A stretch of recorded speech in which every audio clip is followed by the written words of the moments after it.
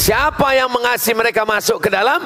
Karena waktu itu Palestina dijajah Inggris. Inggrislah dosanya yang paling besar memasukkan Israel ke Palestina.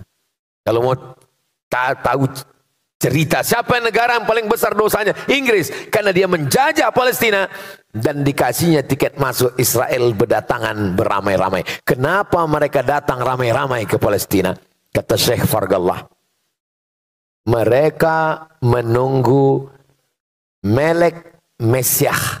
Melek bahasa Arabnya Malik, Mesyah juru selamat. Mereka menunggu raja juru selamat terakhir. Mereka bermimpi akan punya raja, akan punya kerajaan, punya raja. Syarat rajanya itu turun, mesti ada 5 syarat. Syarat yang pertama, semua Yahudi di dunia datang kembali ke Palestina. Maka mereka pun datang. Yang dari Amerika datang, yang dari Eropa datang, yang dari Maroko datang, yang dari Andalusia datang, yang dari Rusia datang, semuanya kembali. Sekarang sudah berkumpul 5 juta orang Yahudi di Palestina, membuat negara bernama Zionis. Zionis dari satu bukit, nama bukitnya Bukit Sion, atau disebut juga dengan Zion. Maka mereka sebut negara itu adalah negara Israel, didirikan oleh kelompok Zionis Israel. Kenapa mereka buat negara itu? Karena syarat menurut mereka akan turun raja yang mereka nantikan itu kalau ada 5 terwujud. Pertama, orang Yahudi mesti ramai-ramai pulang. Sudah pulang atau belum? Sudah. Sejak 1946 buat negara 1948, sekarang Palestina menjadi minoritas, dan menurut Google Map tak ada lagi Palestina. Yang ada hanya Israel. 2. Sakit hati mereka yang paling besar adalah kepada Babel. Karena bangsa yang paling banyak menyiksa mereka, lebih dahsyat daripada Fir'aun, adalah Babel. Babel itu maksudnya Babilonia. Babilonia itu Irak, bukan Bangka Belitung. Maka setiap penguasa mereka pasti menghajar, menghantam Babel, Irak. Karena menurut mereka, setiap penguasa mereka mesti menghantam Irak karena syarat untuk membalaskan sakit hati raja-raja mereka. Kalau mau raja terakhir itu turun, maka hantamlah Irak. Itulah mengapa Irak babak belur terus. Tapi yang menghantam Irak kan Amerika, Pak Ustadz, bukan Israel. Atas perintah Israel. Loh, bukannya Israel negara kecil, Amerika negara besar.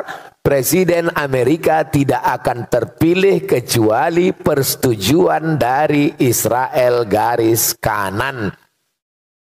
Dan menteri-menteri itu adalah sebagian besar Madeleine Albright, Yahudi. Yang merusak melalui film, Yahudi. Nah, ini semua Yahudi. Lalu kemudian yang paling-paling kaya, orang-orang kayanya Yahudi.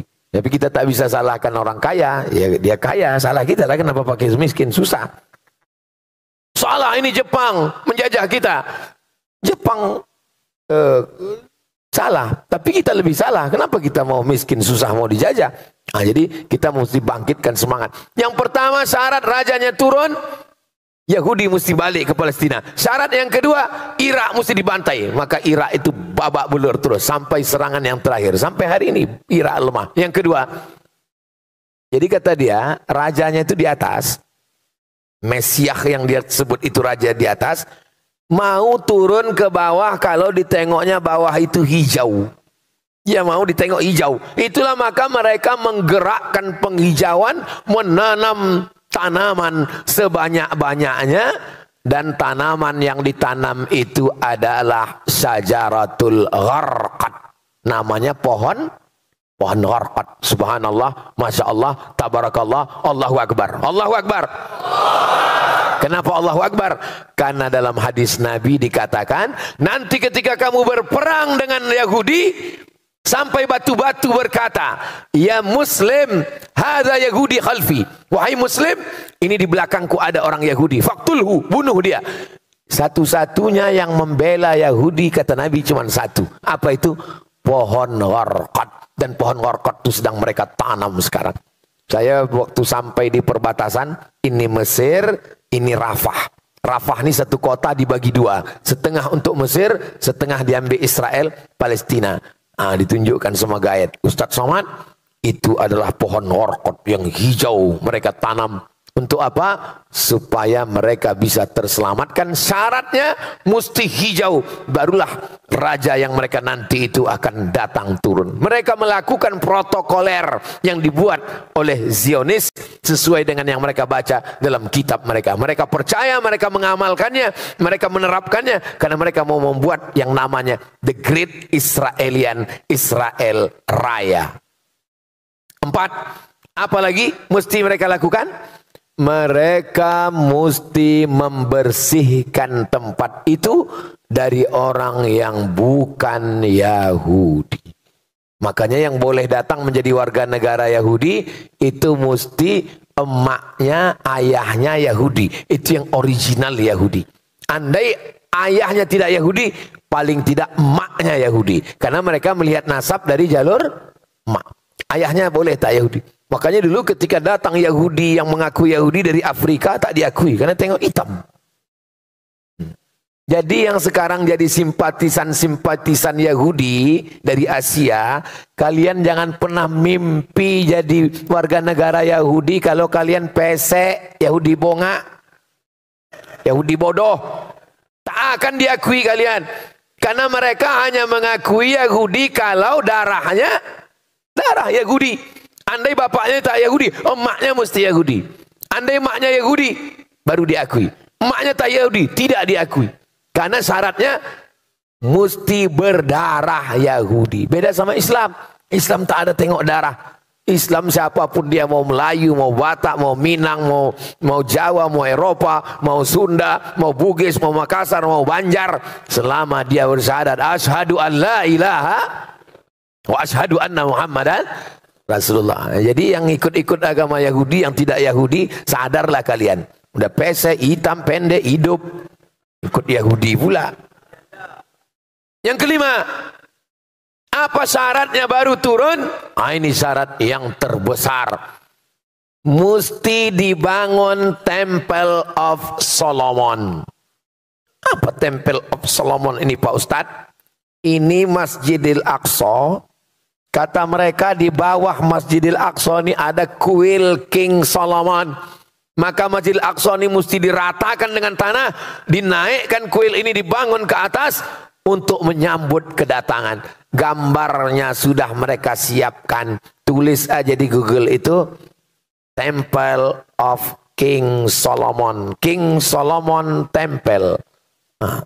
Tak pula keluar. Habis paket, diambil Yahudi.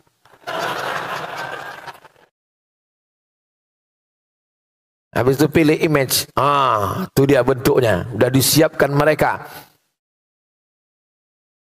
Architectural model of the Temple of King Solomon akan dibangun di atas Masjidil Aqsa. Maka keliling Masjidil Aqsa itu sudah digali mereka terowongan sampai pada masanya nanti bom hancur, barulah mereka bangun tegak. Lalu pun mereka menantikan, wahai turunlah. Rupanya tak turun karena memang tidak ada. Mereka membangun negara mereka berdasarkan mitos. Siapa yang mengatakan begitu? Roger Jarudi. Roger Jarudi tidak Islam, orang Prancis, benci pada Islam. Allah kasih hidayah, masuk Islam. Ditulisnya buku Israel membangun negara berdasarkan mitos, ditangkap oleh negara Prancis. Begitulah mereka. Bagaimana simbol logo negara Yahudi Israel? Bendera Israel. Gimana bendera Israel ini Pak Ustadz? Bendera Israel. Macam mana bentuk benderanya? Pilih image. Benderanya adalah biru di atas, biru di bawah. Di tengah bintang segi 6. Ini bukan main-main, ini simbol.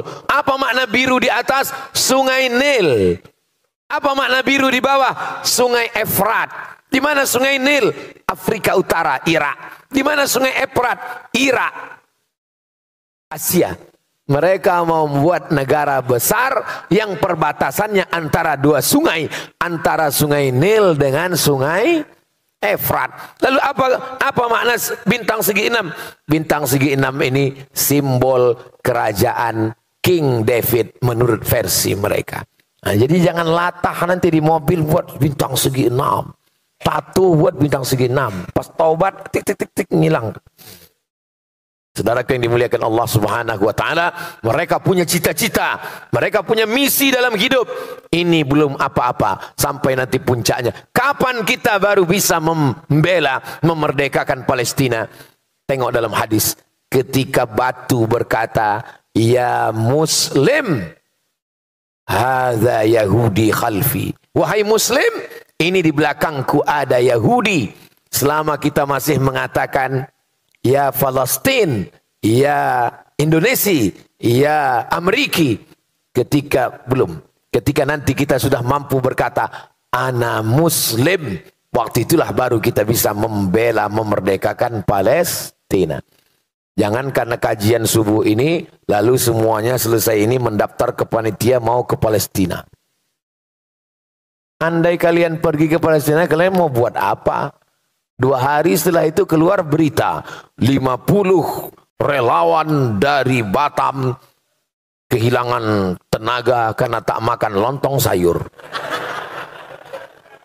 Jadi maksud kita bahas subuh ini, yang kalian belajar fakultas kedokteran, belajar kumpulkan duit banyak-banyak, kirimkan duit untuk apa? Untuk membeli selimut, karena tak lama lagi Palestina akan masuk musim dingin. Mau gigil turun salju, selimut kita kirimkan ke lembaga terpercaya, di antaranya dompet duafa, supaya jangan sampai masjid jangan sembarang kirim, cuma kirim nanti masuk dalam daftar teroris internasional, ditangkap. Pas ditangkap ditanya, dari mana ini? Dari Batam. Siapa yang mengumpul? Ustadz Soman. Aku pun ikut juga. Nah ini kita bantu Palestina. Selemah-lemah bantuan adalah doa. Belum pernah Abdul Somad kosong khutbah Jumatnya sekalipun dari doa untuk Palestina. Setiap saya khutbah saya berdoa, Allahumma, walaupun tidak ada serangan, walaupun keadaan damai, walaupun apapun, tetap saya doakan, Allahumma ansuril Islam wal muslimin fi Palestin. Cuman kadang jamaahnya pula tertidur. Kita berapi-api di atas, dia di bawah. Palestina adalah bagian dari kita. Tidak perlu menjadi Muslim untuk peduli Palestina. Kau tahu saja di Islam, kau tahu saja di orang Islam untuk peduli Palestina. Cukup jadi manusia. Cukup jadi manusia aja udah cukup membela Palestina. Karena masalah Palestina adalah masalah kemanusiaan. Gereja dia bantai, meninggal saudara-saudara kita Kristen Ortodok yang ada di Palestina. Maka ini semua adalah tanggung jawab kita. Apalagi sebagai bangsa Indonesia. Karena di pembukaan Undang-Undang Dasar 1945, kemerdekaan adalah hak segala bangsa. Penjajahan di atas dunia harus dihapuskan. Karena tidak sesuai dengan pri kemanusiaan dan pri keadilan. Saya bangga karena anak-anak muda masih hafal lagi preambul pembukaan Undang-Undang Dasar 45. Ustaz Somad kok tahu? Aku tukang bacanya tiap hari Senin di sekolah. Saudaraku yang dimuliakan Allah Subhanahu wa taala, ketika Indonesia Bung Karno Hatta memproklamirkan kemerdekaan Indonesia yang bertanah air, satu tanah air Indonesia, presiden pertama yang mendukung kemerdekaan Indonesia adalah Presiden Gamal Abdul Nasir dari Mesir. Mufti pertama yang mendukung kemerdekaan Indonesia adalah Mufti Amin Al-Husaini dari Palestina. Negara pertama yang mengakui kita merdeka adalah Mesir dan Palestina. Sekarang apa yang kita lakukan untuk Palestina? Hai para tentara yang gagah, hai para penguasa, dengan tombol nuklirmu, dengan baju besimu, kau akan diminta tanggung jawab di hadapan Allah Subhanahu wa taala. Allahu Akbar. Salahuddin Al-Ayyubi panglima perang dia nanti kalau berhadapan dengan Allah. Hai Salahuddin, kau tentara, apa yang kau lakukan? Salahuddin gagah menjawab, aku dengan baju besiku sudah memerdekakan Palestina. Sekarang yang gagah-gagah, yang jenderal-jenderal, siap-siap kalian diminta tanggung jawab di hadapan Allah Subhanahu wa taala. Saya kalau ditanya, Abdul Somad, aku tak tentara. Jangankan mobil tank, jangankan pistol besi, pistol air pun ada hidup lagi. Tapi aku punya suara. Aku sudah menyuarakan tentara-tentara, penguasa-penguasa yang nanti diminta tanggung jawab di hadapan Allah. Kenapa kalian tidak mengirimkan pasukan ke Palestina? Mereka menjawab, karena Ustadz tidak pernah menceramahkan. Aku ditanya, Abdul Somad, sudah aku ceramahkan di Batam. Apakah kalian bersaksi semuanya? Allahumma ballaghtu, ya Allah sudah kusampaikan. Allahumma fashhad, saksikan ya Allah. Sehingga tidak ada satupun jenderal, penguasa, tentara yang nanti bisa berdalih di hadapan Allah Subhanahu wa taala, karena aku sudah menyampaikan, aku sudah lepas tanggung jawab. Allahu Akbar. Ini Ustaz semangat nih karena Palestina atau karena lapar? Bercampurlah dua-duanya. Kita sudah bahas Palestina ini dari awal sampai akhir. Pembahasan Palestina biasanya saya comot sikit-sikit dalam tabligh akbar. Pembahasan Palestina yang paling lengkap dari awal sampai akhir itu hanya ada pembahasannya di Masjid Bukit Indah Sukajadi Batam. Tonton, share, subscribe, like, share, and comment. Itulah yang dapat saya sampaikan pada subuh yang penuh berkah ini. Mudah-mudahan bermanfaat untuk kita dan saudara kita semuanya, insyaallah. Aku qauli hadza astaghfirullah li wa lakum. Di akhir majlis mari kita sama berdoa kepada Allah. Mudah-mudahan Allah senantiasa menolong kita supaya istiqomah. Berapa banyak orang mengejek, kita tak peduli, karena kita hanya takut kepada Allah. Kita akan diminta tanggung jawab di hadapan Allah. Apa kontribusi kita untuk saudara kita di Palestina? Ala hadhihi niyah wa kulli niyatin salihah. Al-Fatihah.